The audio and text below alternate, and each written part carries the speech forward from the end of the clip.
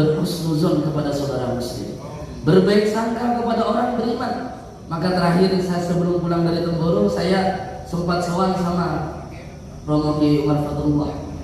Ada seorang yang bertanya, "Ya Kiai, bagaimana cara supaya dicintai oleh makhluk?" katanya. Maka beliau katakan apa? Pelajaran yang sangat berharga. Kalau kamu mau dicintai sama makhluk-makhluknya Allah, kamu cintai dulu makhluknya Allah. Nanti Allah gerakan makhluk-makhluk itu cinta kepada kamu. Maka kalau kita ini mau dicintai sama istri kita, mau dicintai sama keluarga kita, mau dicintai tetangga kita, mau dicintai sama guru kita, kita harus cinta kepada makhluknya Allah. Jangan berburuk sangka, jangan sering menggibah, jangan berseuzon kepada saudara muslim kita. Insya Allah hadirin. Insya Allah. Karena mengingat apa? Mengingat kehidupan dunia ini hanyalah sementara. Maka perkara yang paling penting dalam kehidupan ini, Gus Yusuf sampaikan apa? Perkara yang terpenting adalah perkara agama. Sangat sedikit orang yang mengatakan bahwa agama ini adalah perkara penting, dan lebih sedikit lagi orang yang mengatakan bahwasanya agama ini adalah terpenting dalam kehidupannya. Orang-orang ahli dunia kayak kita ini, kata beliau, menganggap bahwasanya yang penting adalah makan, yang terpenting adalah minum. Itu tidak salah, hadirin. Karena makan dan minum ini juga termasuk perkara yang penting. Karena dalam Al-Quran Allah berfirman, "Wa kulu washrabu," makanlah kamu, minumlah kamu. Kalau pandangan ahli dunia, kita makan supaya kita kuat. Kalau pandangan ahli dunia, supaya kita bertenaga. Tetapi orang beriman harus berbeda, hadirin, dengan orang ahli dunia. Kita makan karena perintahnya Allah. Makan ini ya Allah, perintah Engkau ya Allah. Minum ini karena perintahnya Allah. Orang ahli dunia, oh supaya saya kuat, supaya saya sehat. Kalau nggak makan saya takutnya mati. Ini kata orang ahli dunia. Maka orang ahli agama ini apa? Dia mengatakan bahwasanya saya makan, saya minum, saya duduk dalam majelis ini karena perintahnya Allah untuk mencari ridhonya Allah Subhanahu wa taala. Kemudian mencari rezeki yang halal juga penting, hadirin. Kulu mimma razaqakumullah halalan thayyiban. Tetapi dari yang penting ini ada yang paling penting, yakni perkara agama. Perkara agama ini adalah perkara yang terpenting. Sekaya apapun dia, semewah apapun rumahnya, semahal apapun mobilnya, secantik apapun istrinya, kalau tidak ada agama dalam kehidupan dia, maka kosong plong, tidak ada apa-apanya. Orang yang tidak mengamalkan agama, maka dikatakan kehidupannya dia ini aisyatan dongka, kehidupan dia ini dalam kesempitan. Diberikan harta yang begitu banyak, maka kurang. Masih sempit, Allah, masih ada hutang lagi, maka kerja lagi, merasa kurang lagi, harta saya begini kurang. Karena tidak mengamalkan agama, maka kehidupannya dalam kesempitan. Kalau kita mengamalkan agama, maka Allah tolong kita. Senantiasa bersyukur kepada Allah, diberikan rezeki, alhamdulillah, memang Allah takdirkan hari ini rezeki saya. Allah takdirkan bahwasanya detik ini, jam segini, hari ini saya makan dengan lauk ini. Ini orang yang beriman, hadirin. Maka dalam satu hadis dikatakan lebih kurangnya, anak Adam ini ketika diberikan satu lembah emas, maka akan terbesit dalam hatinya. Saya mau tanya, satu lembah emas ini sudah banyak atau belum? 7 turunan enggak habis saja. Tetapi sudah diberikan satu lembah emas yang begitu banyak, masih terbesit di hati anak Adam ini bahwasanya dia ingin lembah emas yang kedua. Diberikan lembah emas yang kedua, terbesit lagi dalam hatinya, pengen lembah emas yang ketiga. Sampai kapan kata Rasulullah? Sampai mulutnya ini disumpuli tanah kuburan. Nafsunya ini habis ketika tanah kuburan sudah masuk di dalam mulut kita. Maka kita koreksi diri kita. Sekarang ini kita ini termasuk yang mana? Sudahkah kita menjadi hamba yang bersyukur, atau kita justru menjadi hamba yang kufur? Hadirin yang dimuliakan Allah Subhanahu wa taala. Kemudian tidaklah lama kita di dunia ini. Orang yang pernah berkumpul dengan kita, orang yang pernah memanjakan kita, orang yang pernah tertawa bersama kita, orang yang pernah bersenda gurau bersama kita, sebagian orang-orang ini sudah ada di kuburannya. Kita sekarang bercanda, tertawa dengan sepuasnya, lupa kepada Allah Subhanahu wa taala. Yakinilah bahwa ada satu masa, ada satu waktu kita akan berada di kuburan kita masing-masing. Sekarang kita umumkan inna lillahi wa inna ilaihi raji'un, si fulan wafat, telah berpulang ke rahmatullah. Saudara kita, akan terjadi satu waktu, satu masa di mana berita kematian kita akan diumumkan oleh saudara muslim kita. Sekarang kita mengangkat saudara muslim kita, jenazahnya menuju kuburannya. Suatu saat nanti jenazah kita yang akan dihantarkan ke kuburan kita. Berlalu begitu pergi. Dulu kita ini bayi, beranjak bisa jalan, sekarang dewasa, nanti tua, tinggal tunggu matinya. Kalau nggak bawa amal agama mau bawa apa? Sedangkan harta akan kita tinggalkan semuanya. Saya tidak mengatakan bahwasanya harta ini nggak penting, ya. Penting untuk kehidupan keluarga kita, mencukupi keluarga kita. Tetapi jangan kita terlena, jangan kita tertipu dengan harta dunia. Karena Allah sendiri beri peringatan, memberikan pesan. فَلَا تَغُرَّنَّكُمُ الْحَيَاةُ الدُّنْيَا وَلَا يَغُرَّنَّكُمْ بِاللَّهِ الْغُرُورُ. Jangan sekali-kali menipu kepada kamu kehidupan dunia ini. Jangan sekali-kali menipu kepada kamu si penipu, yaitu syaitan, memperdaya kamu tentang Allah. Dunia kelihatannya besar, dunia kelihatannya hebat, dunia kelihatannya menjanjikan, tetapi hakikatnya kosong, gak ada apa-apanya. Pangkat kelihatannya membuat kita mulia, sebenarnya hakikatnya kosong, tidak ada apa-apanya. Mana Bung Karno yang katanya pidatonya bisa memukau seluruh orang besar, di mana pelatihnya katanya yang begitu kuat Gajah Mada, di mana dia sekarang? Ada di kuburannya masing-masing. Tandanya apa? Dunia ini tidaklah lama. Dunia ini bukanlah tempat tinggal kita, tapi tempat kita untuk meninggal. Sekarang dunia nyata, akhirat hanyalah cerita. Akan terjadi satu masa di mana akhirat yang nyata dan dunia ini tinggal cerita. Maka ketika semua orang nanti habis di dunia ini, semua orang sudah tidak ada di dunia ini, kiamat sudah tiba, maka atas izin Allah, orang-orang yang ada di kuburannya tinggal tulang ekornya saja hadirin, atas izin Allah bangkit kembali hadirin. Tetapi bangkitnya berbeda, wajahnya berbeda dengan wajah kita ketika di dunia. Sekarang wajah kita ada yang tampan, ada yang putih, ada yang agak hitam, ada yang hitam, ada yang ganteng, ada yang kurang ganteng, ada yang cantik, ada yang kurang cantik. Tetapi ketika dibangkitkan oleh Allah Subhanahu wa taala, tidaklah sama wajah kita dengan ketika wajah kita di dunia ini. Ketika dibangkitkan ada yang wajahnya seperti bulan purnama. Semoga termasuk kita semua. Amin. Ada yang dibangkitkan dari dalam kubur wajahnya seperti bintang kejora. Semoga termasuk kita juga hadirin. Tetapi ada yang dibangkitkan dari dalam kubur, separuh wajahnya diubah oleh Allah menjadi kerang, separuh wajahnya diubah oleh Allah menjadi babi. Ada yang dibangkitkan dari dalam kubur, tubuhnya penuh dengan darah, warnanya warna darah, tetapi baunya bau begitu mulia, bau kasturi. Siapakah orang yang hebat ini? Adalah orang yang mati dalam keadaan berjuang di jalan Allah Subhanahu wa taala.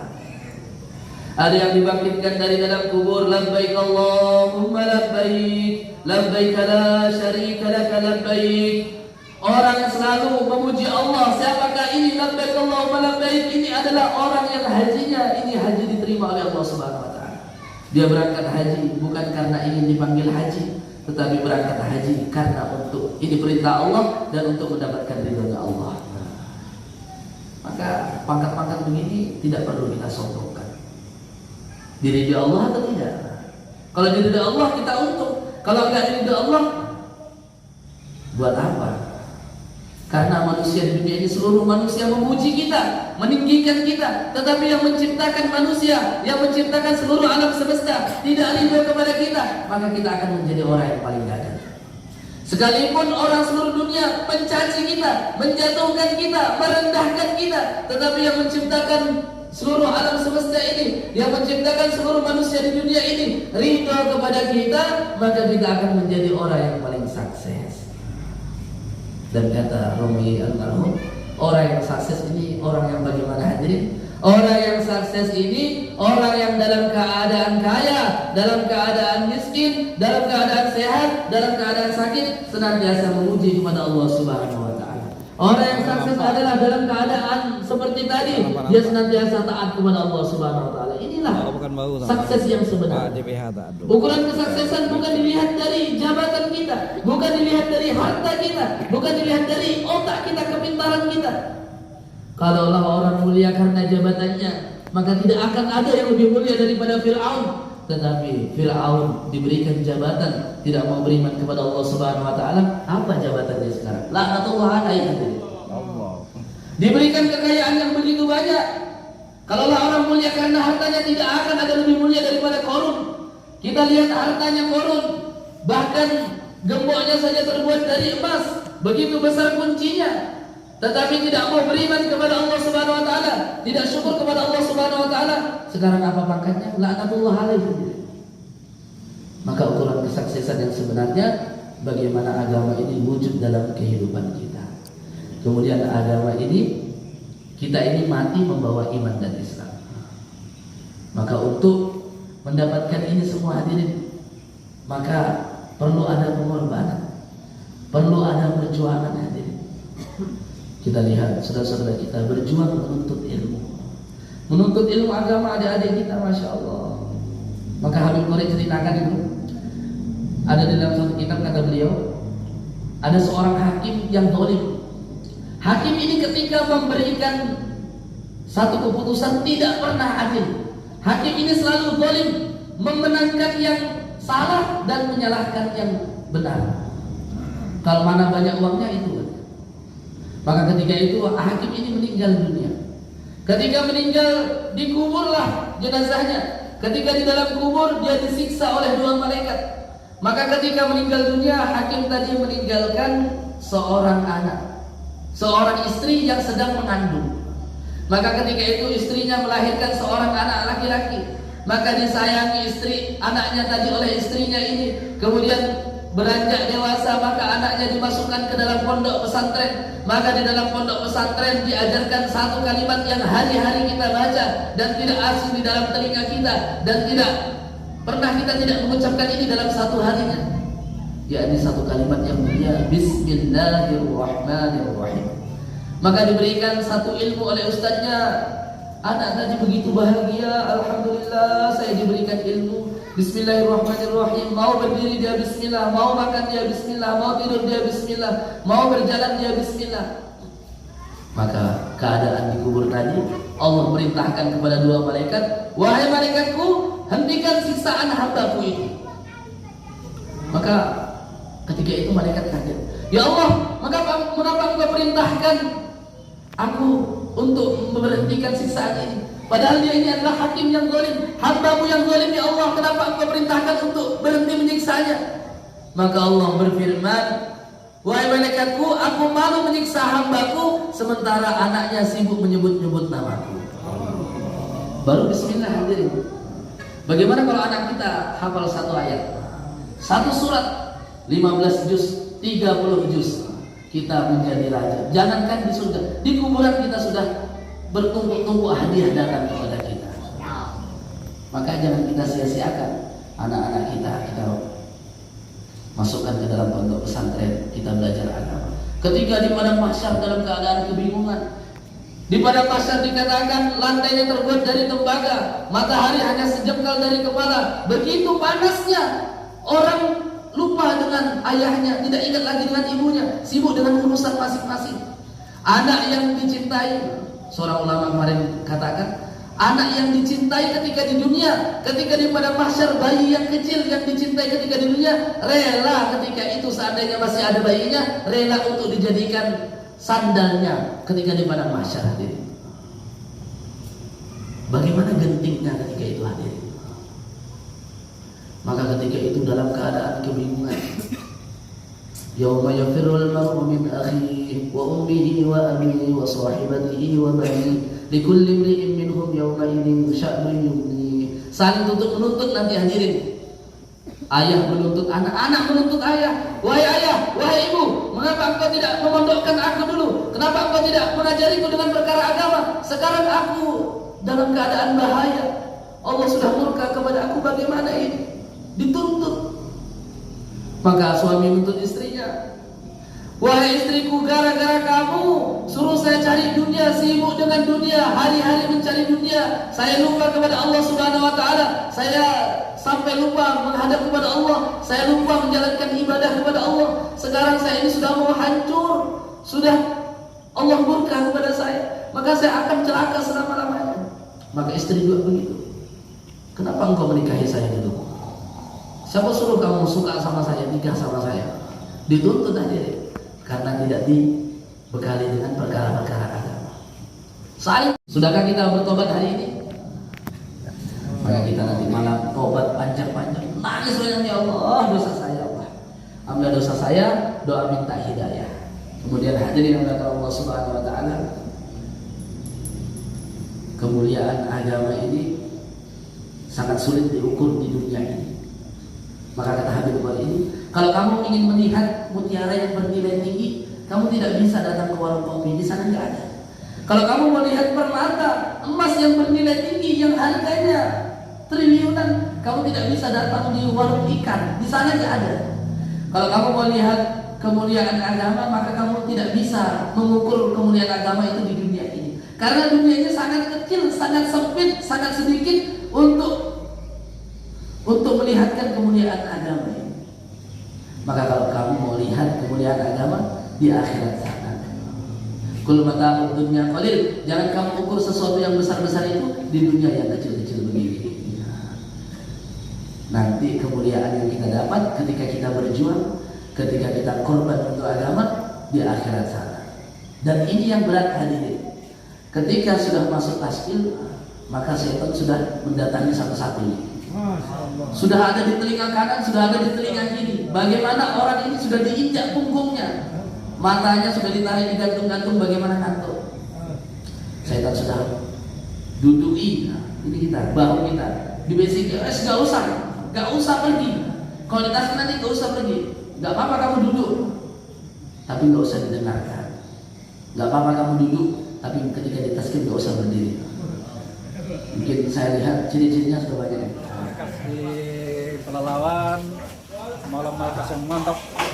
Alhamdulillah malam sekali, mudah-mudahan berkah. Amin ya Allah. Amin.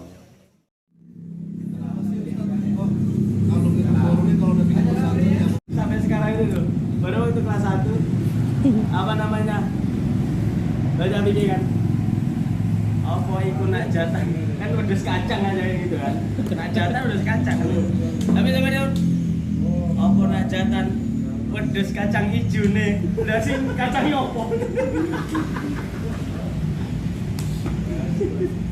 kambing kacang gitu loh, sama dia kambing kacang hijau jadi. Kan pedes kacang hijau nih, karena kan apa yang anu najatan, anu kambing kacang, sama dia pedes kacang hijau nih, jadi kambing kacang hijau. Loh, isi pedes kacang hijau.